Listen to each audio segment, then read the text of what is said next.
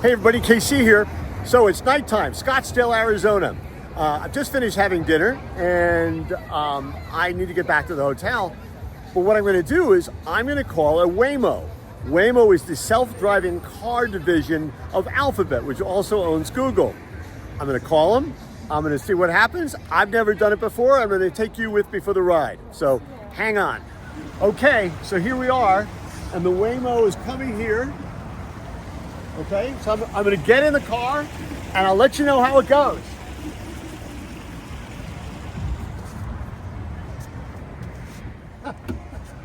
All right, I'm off.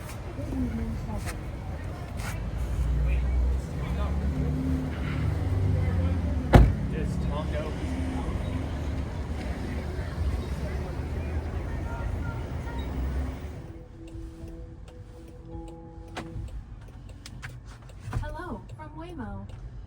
As we get going, just give us 1 minute to cover a few riding tips. This experience may feel futuristic, but the need to buckle up is the same as always. So keep your seatbelt fastened, please. If you're traveling with little ones or expecting, please see the seatback card for more information. We'll do all the driving, so please don't touch the steering wheel or pedals during your ride. We may use interior cameras, check on riders, improve our products, and more. But our microphones are only on when you're connected to rider support.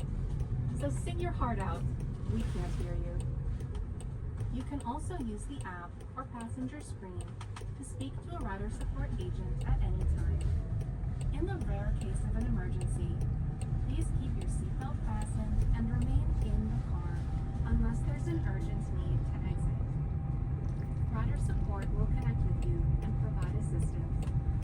Finally, relax and thank you for riding with us.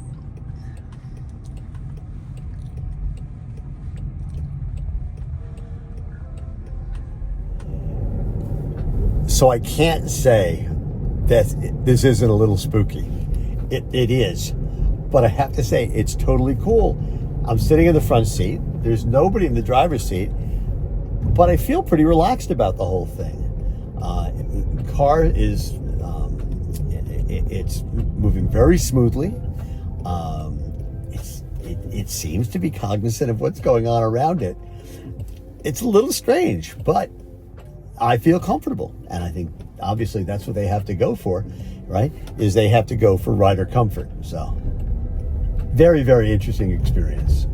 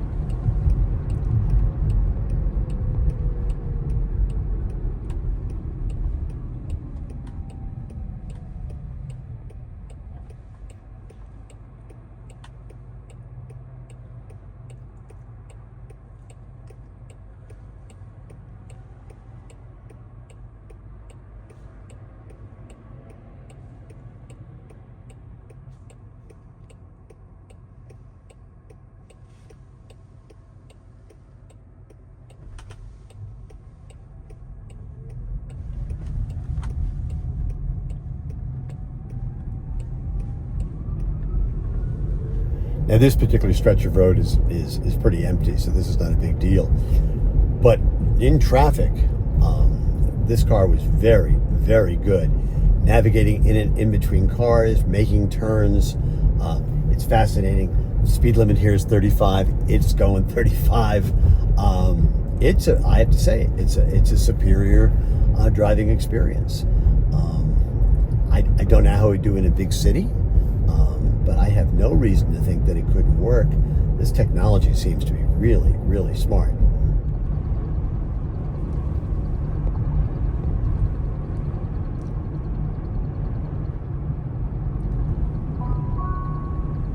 Almost there. Don't forget your phone, keys, or wallet. For your safety, the doors will remain locked when we the handle twice to exit. The first pull unlocks, the second opens the door. For your safety, the doors will remain locked when we arrive. Pull the handle twice to exit. The first pull unlocks, the second opens the door.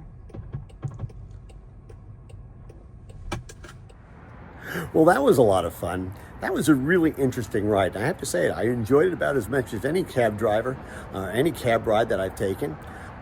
Listen, this technology has been under development for more than a decade. It strikes me that they've got it pretty well worked out.